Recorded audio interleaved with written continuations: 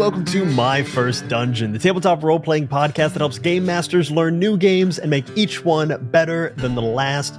My name is Brian Flaherty, and I'm joined by the rest of our doomed quartet, starting with Elliot Davis. Choo-choo! Chianik Tessera. Hey guys, it's me. Also, we're in the dice pool. Splash. No, we're not. This isn't the dice pool.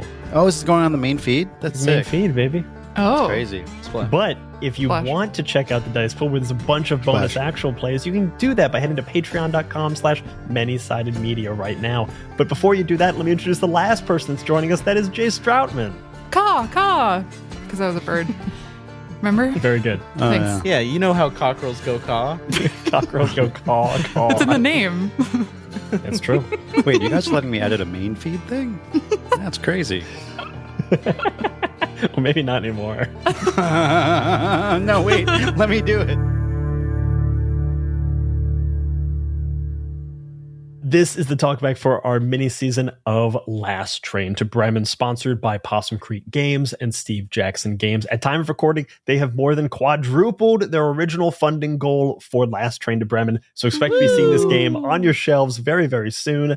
And thank you very much to these lovely sponsors for supporting independent podcasting and independent actual play. Hell yeah. Hell yeah. Hell yeah. Oh, yeah. But to kick off this talkback about our game of Last Train to Bremen, let's start it off with, how'd you guys like Bremen? It was awesome. It was really, really good. Had a great time. The only thing that would have made it better Oh. is if you guys let me be a puppet. Oh. Oh. That would have made it better. Yeah. See, the only thing that would have made it worse for me is if you had been a puppet. You know, Chinook, I'm happy to disappoint you this time. Fuck you. God damn it. You still got your puppet bits in there. There's plenty of puppet bits in this. Plenty of puppet bits. Could have been way more. Could have been 10 times the puppet bits. They should put that in the rules that you're allowed to play a puppet. They should. If Yeah, I I have think that one really note- fits the tone. There's like one note, it's that there's not enough puppets. We got nasty immediately. Mm. And That was you know, great. this is a game of doomed quartet that are people supposed to be sniping at each other and getting mad.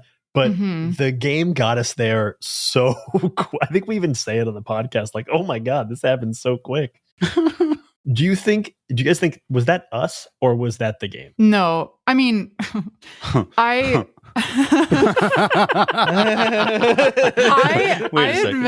admit I recently played like my first game earlier this year, a campaign of something that like was a game that very much was an argument generator, and I was like, oh, I love this. So I will admit that like that aspect of it I grabbed hold of immediately. But it wasn't hard. The game really sets you up to have arguments and to like have like really the kind of dislike for each other that's really under your skin that I Yeah. thought was really fun. Yeah. The questions in character building just immediately are like, okay, here's 7 things you can pull on at any given time. Mm-hmm. It's amazing how quickly this gets not to just like being angry at each other, but to be resentful of each other. Yeah. Which is such like a deeper Yeah. emotion. Like that resentment only comes with time. And within like a couple of questions, we were like there. Also, Yeah. I have to say, as someone who's like done a lot of touring with a band, that is a real thing. I feel like most of the work in touring is to kind of like stave off those feelings because you're just with people so much around people. Often you don't have time for yourself, and like that. I don't know if any writer influence came from something like that, but man, it was almost shocking how familiar some of these feelings were. I gotta think it's tough for a band on the road because it's like, yes, you're with these people all the time, but you also don't have like a sanctuary with which you can escape to. Like usually not even your bed, has been my Yeah. experience that like, yeah, it's a blessing and a challenge. Mm-hmm. Not It a was curse. fun being mean to Brian specifically. Thanks, buddy. Well, I feel like the Hound gets set up for that Yeah. so Yeah. bad. Like you're the Yeah. heart, you're the lyricist. There's so much to like fucking go at you for. Yeah. The Yeah. questions Punching also bag set vibes. it up pretty well of like why we didn't work out and shit. Right. Yeah. PF Chang's beer and sex.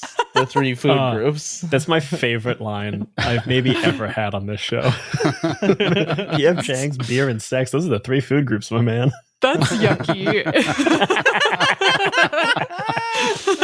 Man, no, it's yucky. Man, oh man. I think that one of the things that we did as a group that maybe is I can attribute to us versus the game is we picked up on things to poke at over and over again pretty immediately.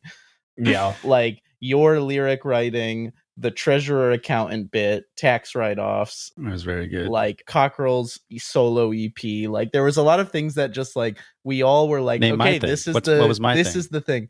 I don't know. You won. Shut up. No. We got it. Oh no, your thing was the jet plane. Oh.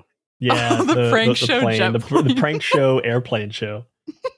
No, your thing was I want to be a puppet. It was a meta thing.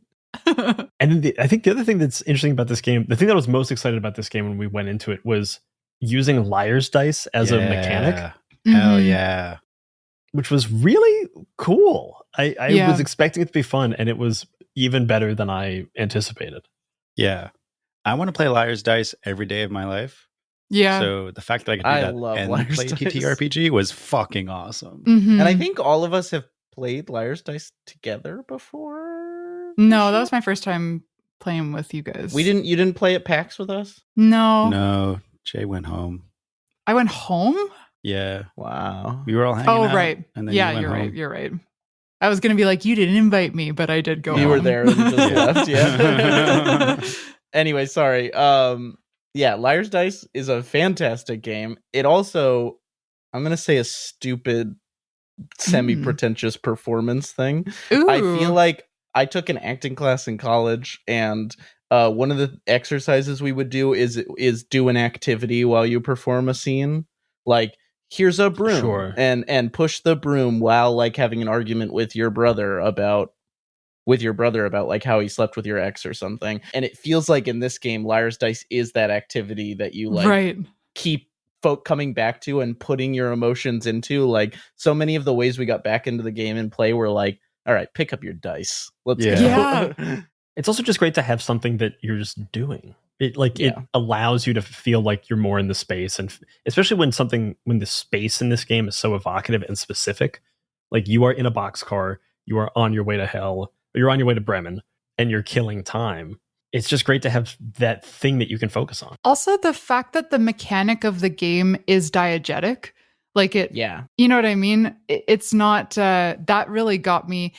This is the second time I've played this game, and the first time we just kind of treated it like it was sort of outside of the game, and the like the memories and everything was us playing, and then the rest of the time was the mechanics of playing with you guys. This time, it was hard to come out of character because there was never an opportunity for us to come out of character.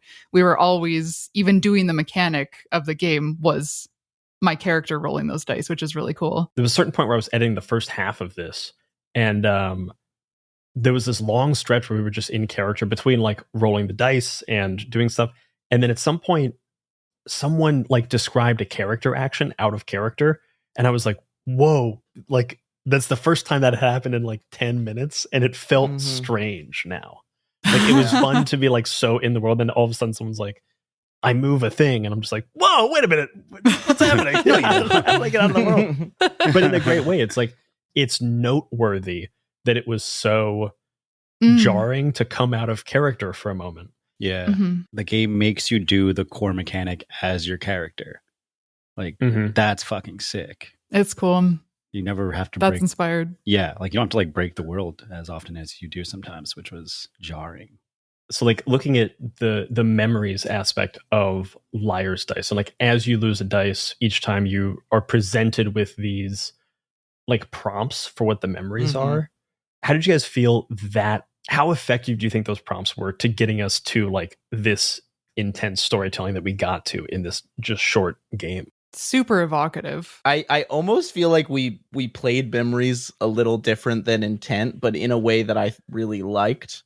Like we never stepped into a memory fully. It was often still like we're sitting in the boxcar talking about the memory to each other, which I think is different than I've heard other people play this. Like other people really step into the memory with like, the smell of a bar and like, you know, the sound of a crowd. And like it was like very much like a conversational prompt, which I really liked. I really liked the way that we kind of fell into that, because it made it so that like, same thing you were saying about getting pulled out because of a moment of action, never got pulled out listening to that, listening to the episode, because it was just like, we're in a memory like very fluidly from I've lost a die. It was also like always contentious. Like someone was always saying a memory. It was always like, do you remember the time? And the other person was always, wait a minute, asshole. Yes. Yeah. Yeah. That's exactly what I was going to say, was that it set the other person up to be like, no, let's take a step back. Which is great, because that just means like every memory is just getting us further down like the asshole rabbit train. Or asshole train, rabbit, whatever. Rabbit train. All aboard the asshole rabbit train. The asshole rabbit train. But it just like got deeper and deeper and like more and more resentful so quickly, because we weren't flashing to a moment that had to be described. We weren't going out of character anyway. It was just staying in it. Does the game like prompt you to do that, to like challenge the it does, right? That's such a whoever it's good, about. Yeah, that's fucking awesome. Like such a good prompt, and like sets us up so well to do just to build resentment and like argument generator. Yeah, just like continuously hate on each other. Like I was so mad at Jay for like oh my god. I was like, you fucking piece of shit. And Jay was particularly nasty. I really kind of let some stuff go on my thank you for letting me do that. I really like you guys. I just in that recording I was just like, well, I'm gonna work through some stuff. I love that the challenging memories is such a different take on like so many role-playing games. The big thing you have to do is yes and. It's like the classic improv thing of, you know, confirm and expand on what was previously stated. This is saying very explicitly like the no but, or the like, or just the straight up no. But the no fuck you. But with the idea that like that is not saying what the other person said didn't happen. It's that my character doesn't agree with that interpretation of reality. So it is still a yes and, but it's a yes and that is couched in a no but. Right.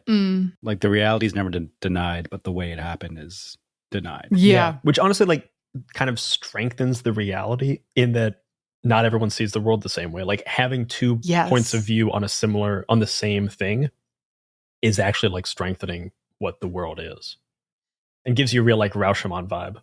And it's hard to tell who's right, which is fun. Yeah. No, I think it was obvious who was wrong in this episode. Yeah. Chinook? Yeah, I was definitely me.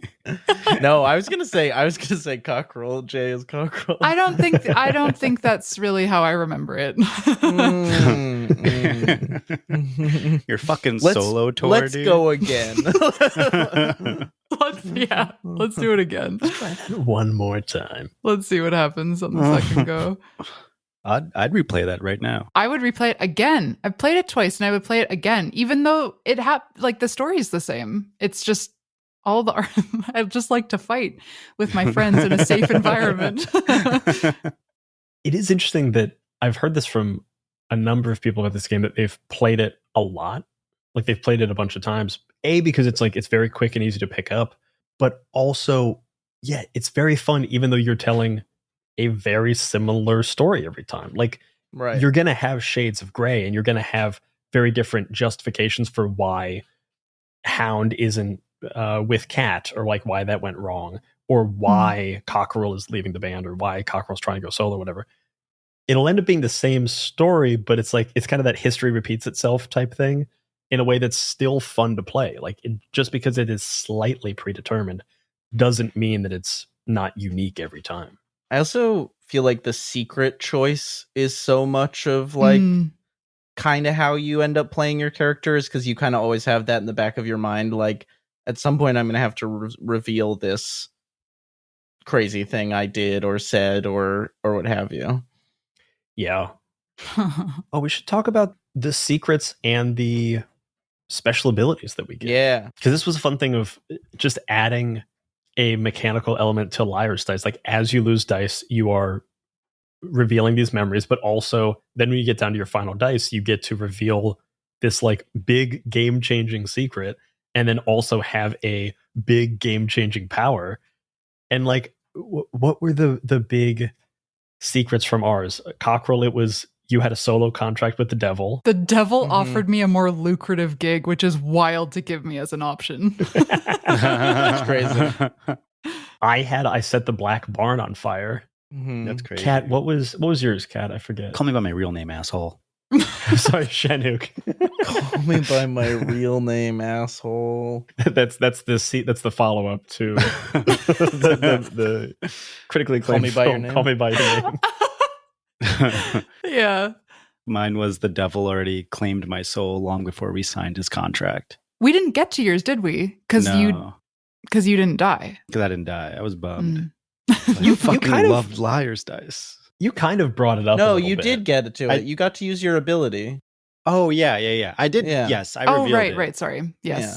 And you used your ability on Brian, which is how you got Brian out. Right. Damn. Yeah, and then the abilities for this game like absolutely changed you didn't the game. want my secret? Oh, sorry. What was your secret? This is the best talkback because it feels like we're still mad at each other. It still feels contentious. Yeah. We're supposed to be. I'm in it. We're out of game. We are above. Oh, table. we're out of game. Oh. Mine was I lied about our destination. The train isn't going to Bremen. It's going straight to hell. Right. Yes. A pretty important one, I would imagine. Yeah. Yeah, it's just so much that drastically changes the story so quickly because like you get those first couple of rounds of liar's dice, and like in our case, Jay, you got out relatively quickly. I think you lost 2 dice, and then someone lost 1, and then you lost your third. Yeah. But like by that time, we then had a couple of memories, which were great, but then a huge swing of devil has given me a more lucrative contract. And then later, I'm out of here. Like later, folks. And then commenting after being taken was fun. Yeah. Like I feel like Jay and I got to do a lot of that because we died quickly. Just being like an ethereal presence. Yeah. I think the rules are pretty explicit about doing that too. Oh, I think so. Yeah. Especially because then you guys got into a bunch of messy relationship stuff, and the two of us just got to be like, oh, just commentating on it. Bummer. Oh yeah, this was probably the worst character I've ever played. Oh yeah, this guy was bad. I'm the best. I'm as good as the Beatles, or I'm better than the Beatles lyricist. I'm better than the Beatles. Oh, you my can God. be my Yoko Ono to my Paul McCartney. Holy. Oh my god. Yeah, I'm ready to bully you again, I think. Yeah. Just like at a certain point, my mind, I think you can almost hear it in the recording of like I'm playing relatively straight or like a normal person, and then all of a sudden it clicks that like, oh, this guy's the worst person in the whole world. Yeah. And then it's just okay, get more toxic. Okay, get more toxic. Okay, get more toxic. The tough thing about Hound is that he's so bad, but he's the only one who doesn't know he's an asshole. Yeah. Which is great. That's such a good choice for a character. Yeah. Oof. Love him. Hey, it's Elliot from Many Sided Media, and I'm here to tell you about the second setting guide for the hit Hope Punk sci-fi TTRPG Dreams and Machines from our friends at Modifius. If you haven't heard, Dreams and Machines is a Hope Punk sci-fi TTRPG about a world in the far future cut off from Earth where sleeping mechs form a part of the landscape and a part of the culture. This new setting guide, The Broken Steps, will give players a detailed overview of the Surrienta Simio region, as well as brand new glyphs, talents, and equipment for player characters, and expanded rules for mounts and vehicles. But perhaps most excitingly, there are now rules for settlement building, so players and game masters can create these permanent, customizable communities that grow into societal hubs that forever leave your personal mark on Evra Prime, the world of Dreams and Machines. So if you want to pre-order The Broken Steps coming later this year, use code DREAMS10 at checkout and get 10% off the Game Master's Guide and the Player's Guide, everything you need to start playing.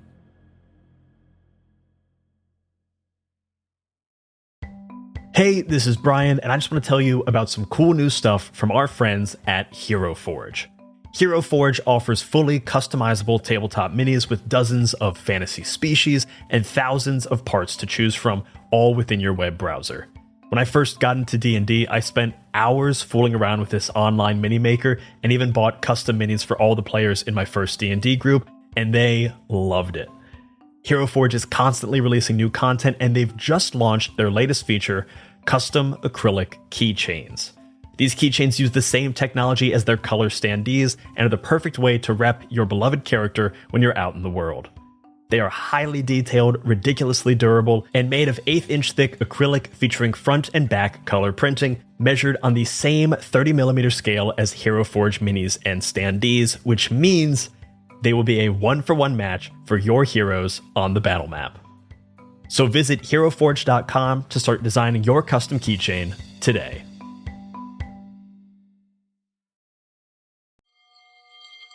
Ah, the web tour. Those that both creators and were created by the threads disentangle from the fringes to feast on the very thing that spawned them. What's that, Timmy? This is how you deal with weird! No! Do not harm my children! Oh, you lost a feather. Can I keep it? No, you can't force me to! Do you know what lies within nothing? Rocket is in trouble, Akasa! Can we turn on the windshield remotely? No, she could lose her job as an Akasar. I don't fear Vehar. No, but you fear me. If you intend to trick me, I will not hesitate to sever the oath bond entirely. Why didn't you help me? Coward! I don't have a parachute! I don't like free falling! Counterbalance, a high fantasy audio drama. Season 2, coming 15th of October 2023. Learn more on trilunas.com. The Badlands. Legend has it that beneath the dust, something old and powerful still whispers to any gunslinger foolish enough to listen. One day, aboard a doomed train into the wastes, 3 unlucky travelers hear that call. A runaway socialite, a shape-shifting bounty hunter, and a retired thief turned family man. Will our outcasts find what they're looking for? I mean, we're already here, let's have a little fun. You really went in there, guns blazing. I thought that was the plan. My potions are miraculous. I thought we were being quiet. Oh, Stump only has 1 volume, sorry. Wild roses grow out of his mouth, having filled his lungs. What's happening out there? Violence. Find out on Mage Hand High Five. So what was upsetting to you all about the puppet? I think it would have undercut a lot.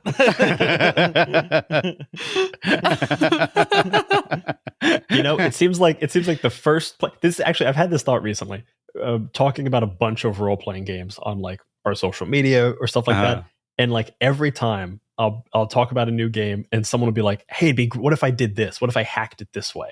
Yeah. It's like, wait a minute. Why don't you just try it one time regular, just to see how it Next time plays? we can do the Muppets version. No. It's like puppet. tasting the food before you add more salt. You're like, taste it to see if it needs more salt. And Shenny's takeaway is it needs a puppet. because just like cooking, once you put salt in, you can't take it out. So Need I remind you of the Fedora Noir incident? We've fallen down the puppet trap before. Oh my god.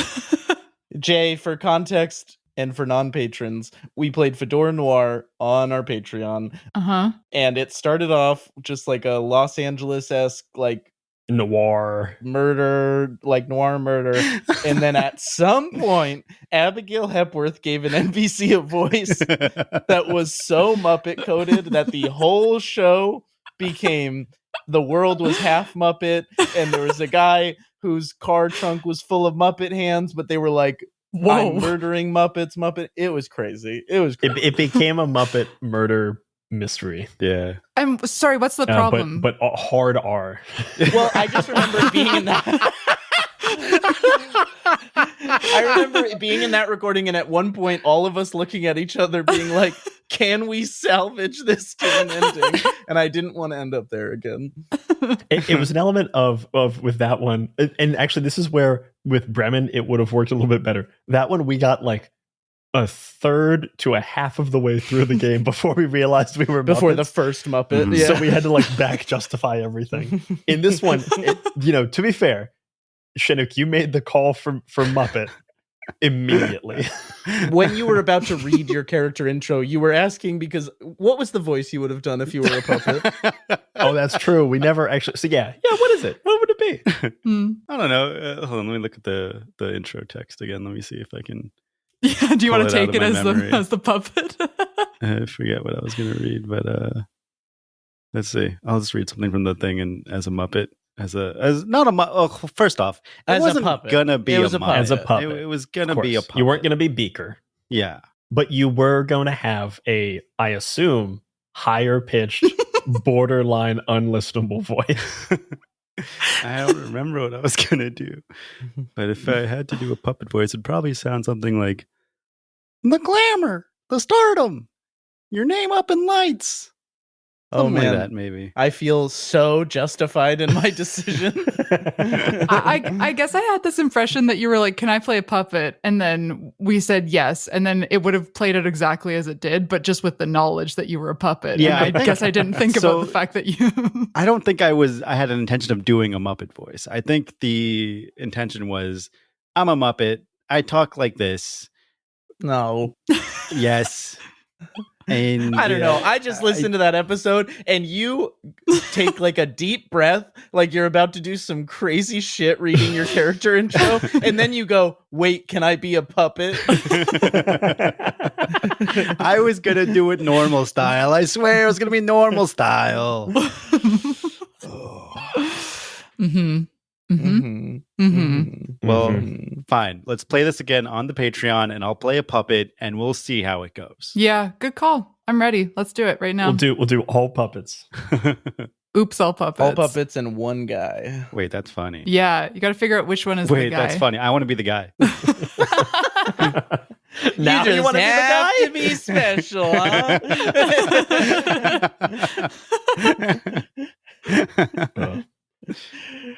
It's just a guy and his puppets. That's so fucking funny. Oh, man. That's so fucking funny. Wait, who's the one who signs the contract? The cockerel? Cockerel, yeah. So the cockerel has to be the guy. Yeah. Who signed the contract to bring his puppet band to life. No. Cockerel could be a Muppet, and there's a guy with a marionette string who is like making his puppet sign the contract. Wait, there's guys. Wait, so the guys goes a layer up. Like there's 3 puppets with But guys when they attached sign, to they them. get sucked into their puppets. Their souls, I think, go into their puppets. That's crazy. Oh, interesting. We didn't read the fine print, and we were all guys, and then we sign and we get sucked in, and now we're puppets. And it's like a marionette. And 2 of the theater puppets thing. are fucking, which is very funny. We're cooking with gas now. All right, we're losing the thread, and I'm gonna start pulling us back. I'm pulling us back. I'm sorry. No, we had to all excise that particular demon because otherwise the audience would have been asking forever. Yeah. We have already gotten multiple messages in the Discord specifically about the puppet bit. Puppet What's up with messages. the puppet stuff? Man, these secret powers, very cool. Mm-hmm. Yeah. Very strong. I do really love how much, especially because Liar's Dice is such a mini game that you get to play, which is incredibly fun. It's great to have like games within games. And then all of our powers drastically change the functionality of that game. Like, Yeah. getting rid of the devil's dice completely changes the game. Oof. Having the other player play with 1 die revealed completely changes the game. Oh, Yeah. In a way that I was Yeah. sure I was going to win when that happened. And then that I was tense. fucking got rocked. You got rocked. Yeah. Well, okay, so I do an extension of the puppet conversation that is relevant is how did you guys picture your characters? Because I don't think we did establish anything really about the way they looked. Were you animal people or were you people? Oh, I was a person. Really? That's crazy because I had a donkey head. Same. Yeah. I was a bird. I just knew I was a hot bird, and that's all I could tell you. I was a hot bird. I thought I was a person wearing a cat mask. That's so funny. That's so funny. Huh. I thought it might be different around, but I fully was like anthropomorphic donkey. Same. I get that. Yeah. It kind of gives Kiss vibes, you know? Yeah. Kiss the band? Yeah. With like all the characters. Right. And then the final part of this game, the battle with the devil. Mm. I think I didn't fully realize as we were playing that Chinook, by you like winning so much, by you doing well, you actually were getting completely screwed for the final fight. I know. That sucked. I love Liar's Dice. It sucked. It punished me for liking the game. Damn. This fucking sucks. It How really like did. life, you know what I mean? Much. Turns out if you're good at lying, the devil doesn't like that. Because that's the devil's game. Huh? Right? I lost so fast. That was bullshit. Yeah, I remember the moment when I had one of those moments of like producer brain trying to stop player brain, because I was watching Brian think about the call, whether he was going to call it, and then gamer brain was like, there's no reason not to call it because Brian has like such a high chance of winning here. And then producer brain was like, but it'd be pretty cool if we got a couple more scenes here. It is fun. It is the 3-headed devil thing, especially because we had the like dead players giving commentary and then getting sucked into like also being the devil. Was really fun. I think when we play this again, I hope to live in that scene for a little bit longer so that we get like a little bit more sniping back and forth. Because the whole thing about it was like every time the devil takes a die, you're supposed to like reveal something. And then every time the player takes a die, you're like adding in one extra snipe against one of your former bandmates. Like it's a time for all of the resentment to like fully boil over and have like those parting shots in a way that I think is really fun. I like how the game explicitly says when the devils give up a die, it says reveal a grievance against the survivor and says specifically make it mean. Hell yeah. And then with the player, it's like make it petty. Yeah. It's like it's really setting you up for that last confrontation to just hurt. Like by the end, the game wants it to hurt. And I think it succeeds. it fucking gets you there. Oh. And how? Yeah, we got there. Yeah. I liked we did some fun stuff where Brian, I feel like we did like a shifting face of the devil thing where like Jay said something about Cockerel's face. I said something about Mule's face. You described, I remember like your hands coming out and you leaning up and giving him like a dog kiss. It was. But you were a guy? No. It was that Cat kissed both Mule and Cockerel, and then like Hound tried to pull out and be like, no, me. Oh my god! It was just like the purest of his energy of like the pick me guy. The pick me guy. That's such a good way to put it. Which is a huge fucking bummer. I have a question that I've been curious about because I've been thinking about wanting to play the game again. Do you guys know who you would pick if you were to play an additional time? And I guess, Jay, you're running out of options to shake it up. I played Hound the first time I played it, and I similarly received a lot of shit about it, which was fun to watch someone else go through that. And then I just played Cockerel. I think I want to play Cat. I do want to play them all, but the next time I play this, and I will play it at least 4 times. I'm pretty excited to play them all, but Cat is my next up for me. I've heard a whisper that if you play all 4 and you tell Caro, they have like a devil's bargain? Secret commendation they give you or something like that, or like a reward. Yeah. Okay, well, now I'm ready. It's an unlockable. You got 100% the game. Yeah. I think I want to be Cockerel. Yeah. I want to just lean into a different type of worst person energy. Yeah. I would definitely play Cat again, but if I had to pick someone new, I would pick the Hound because I love being made fun of. Oh. Well, we could do more of that on this show. All right, guys, let's shit on Staten Island for the next 5 minutes. Oh yeah, you're wrong. You're wrong about first. Why does Staten Island get so much shit on this show? You're from Ohio. Ooh. Oh. Yeah, but I fixed it. This is regional stuff I don't understand, but I'm laughing along. Laughs in Canadian. Oh yeah. I would definitely play the cat. I want to be the hot bitch. Yeah. They're all so good.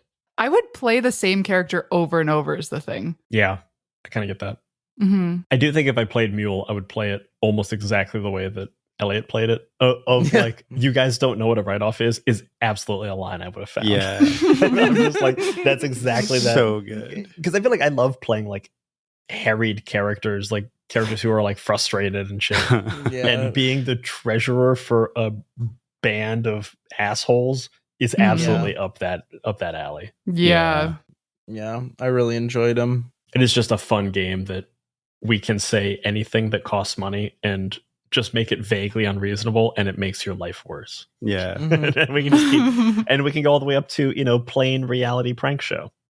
I have to call attention to the line where you said it's a new plane every week, but it was the same prank, but a new plane every week. No, the plane doesn't change. It's the interior that changes. I don't know about that. Oh my God. So we're gutting a plane every week. Yeah. Same old prank, brand new plane. You also pretty immediately called out hot tub plane, which was certainly a choice that is built in the 90s. A great idea. Hot tub plane. This would be fun to play in like different eras too. I know we kind of stuck very 90s, early aughts, but like going to 1920s or doing present day, or like it just gives that extra little bit of vibe to it. 1776. In a way that I think would be really fun to play. Yeah. I also think playing off mic, and I know this does go a little bit against the game, but I would love to just like do some just jumping into memories and giving those some living there a little bit. Yeah. It would be a different way to play the game. And I think it would be fun to experience, like, let's see the moment of pettiness and then also comment on it. Yeah. Yeah. Like, it would be fun for us, like, if you and I had a scene as Hound and Mule, like, to go into it and almost have it, the memory itself, be semi-dictated by one of us. And then we flash out of it and it's like, no, it went this way. And you get the Rashomon moment of, like, rewind and see it again from a different angle. Yeah. Like, could be a very, very different play experience, and not necessarily what the text of the game like says for you to do, but could be very fun to like play around. Could be fun. Yeah. That'd be sick. And you could kind of draw that out and make it a long, like, come back for several sessions, which again is not what the game calls for, but you could. I just want to spend more time with it. Yeah. But also the fact that it happens so fast is so cool. But now that we've played it once, we can add some additional salt because we tasted it. So we can add in some puppets. We can add in some bonus one guy. scenes. 3 puppets, one guy. Long memories. I've seen that video, I think.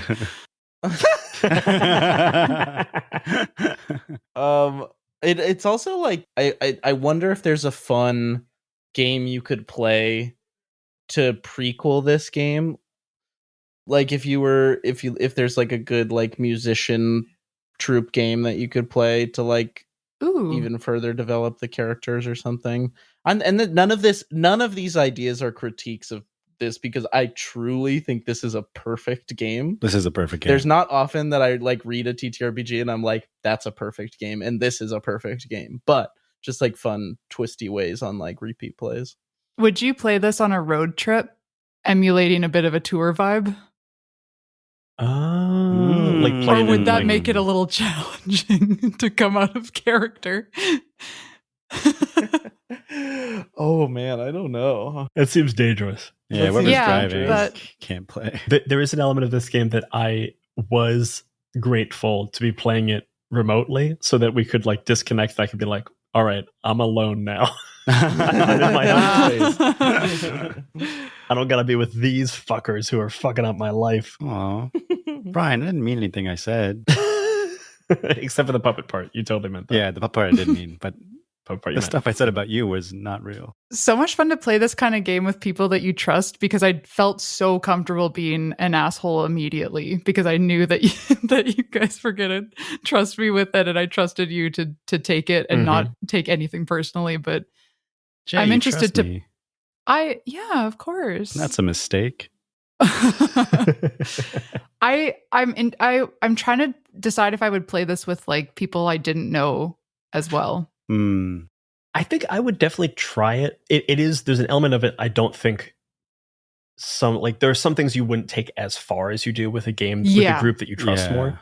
But it is nice that with like the take the turns asking section where you like find your characters, and with like the prompts for the memories and the secrets and the special abilities, like it does kind of guide you pretty well on like, hey, if you don't know how far you want to take it, try taking it just this far. Mm-hmm. And it gives you a pretty like good safety rail, and it gives you some pretty clear points of where you're going in a way that like if you're not comfortable playing with strangers, if you followed kind of like the letter of the law in terms of the rules, you'll probably have a very comfortable experience because there's not a lot of reason for people to deviate too far and like maybe get into uncomfortable spaces because the text of the game is just great. And the like check-ins in the rules cover all the things that you can go down a road. So if you played with strangers and they were like, I actually don't want our characters to bone, like you can just you probably still have a great time. I think you would for sure have a great time, but I think for me it was like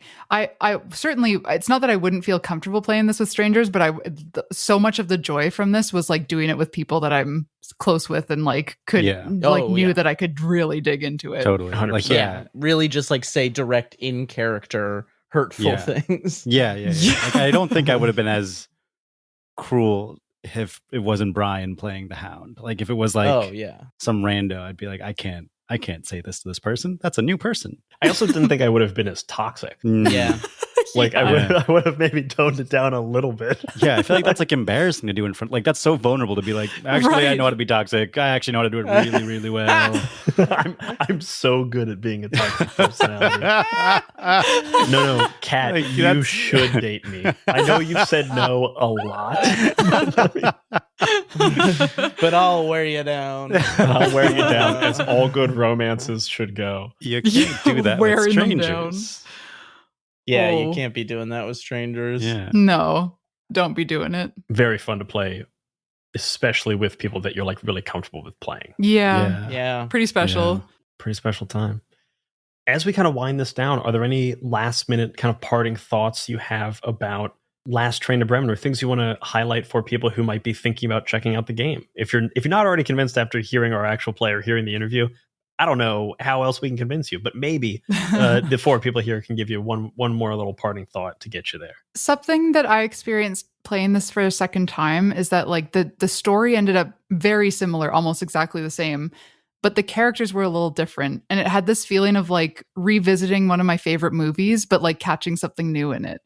And that made me really excited to play it again. That's really good. Wow. That's really good. I just saw someone commented on a post about 10 Candles, and they said something along the lines of like, why would I want to play this? I already know what happens. Like the characters die at the end.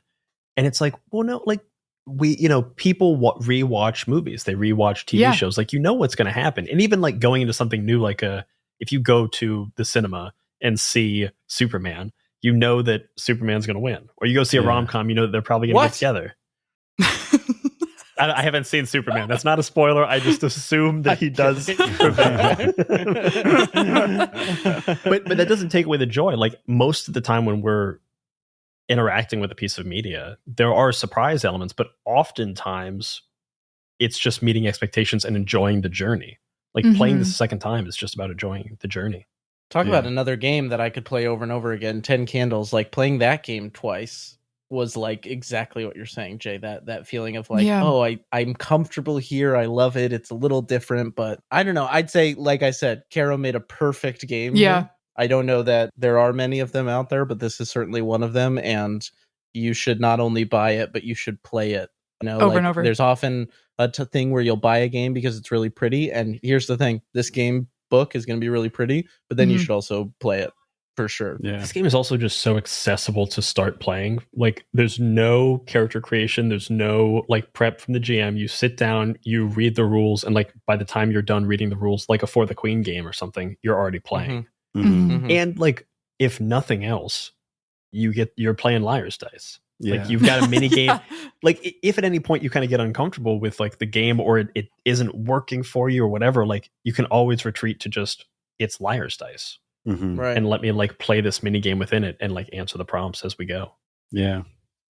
And to give Caro more flowers, like the game just makes it seamless to role play. Like you don't even know you're role playing half the time. Like that's just how good it's done. It's makes it so easy to just get into your character and be a complete dickhead. Yeah. Like I said earlier, it was jarring the moment in the recording that we weren't role playing or like we weren't in character, which is like, I've never had that experience before. Agreed. Good game. Good game. Good fucking Good game. Game good. Game good. And if nothing else, you have a set of liar's dice. If you're really not going to listen to me and not play the game, you got a cool set of liar's dice. So got a cool set of liar's dice you can play whenever. Hell yeah. Should we sing our song that we've prepared? Yeah, let me just do an outro real quick and then we'll get right to it. As a band, we've written a little song. We've written a and little it goes song a little for you guys. something. Like, sorry. This is a good bit. It's a good bit until we don't deliver on it.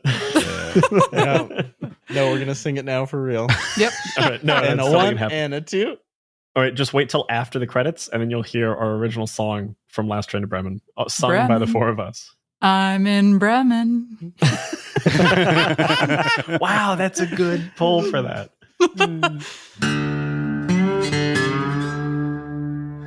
And that is all for this episode, and indeed this season of My First Dungeon. Thanks once again to Possum Creek Games and Steve Jackson Games for sponsoring this very special mini-season. And thank you to Caro Asercion for talking with us and also just for making this really cool-ass game. Yeah. Cannot recommend it more highly. At time of recording, it is already well past its funding goal on BackerKit. By the time this is released, that BackerKit will have ended, but you can still go to BackerKit and pre-order this game, or just wait for it to come to your friendly local gaming store, because I'm sure it will be there in the very near future. And also, last but not least, thank you to all three of you for playing this game. Yeah. Thanks for being dickheads with me, guys. This was great. Yeah, it was so nice and My favorite. mean. So nice. And thanks, and Jay, mean. for joining us. Thank you, Jay. Hey, thanks for having me. Anytime. Of course. Last but not least, thank you very much to everyone out there who's listening to this. And as always, remember, if you're having fun, you're already doing it right. Bye-bye, everybody. Bye. Bye. 5, 6, 5, 6, 7, 8. Bremen. I'm in Bremen. I'm in Bremen when we're playing liar's dice. Bremen. The puppet strings I and don't know other any other words to the things. song. Bremen. If you can believe this, Jay, those aren't the words to that song. What? You lied to me? If you're hearing this, that means you have listened to every last second of this episode, and that probably makes you a fan of this show. Well, if you're a fan and you like what we're doing and want to help others find it as well, then consider leaving us a 5-star review over on Spotify or on Apple Podcasts. Getting more ratings really does help more people find the show, and reading your nice words about the things that we put out into the world makes us feel all warm and good inside, and we want more of those good feels. So head on over to your podcast player of choice and leave us a 5-star review. Thanks.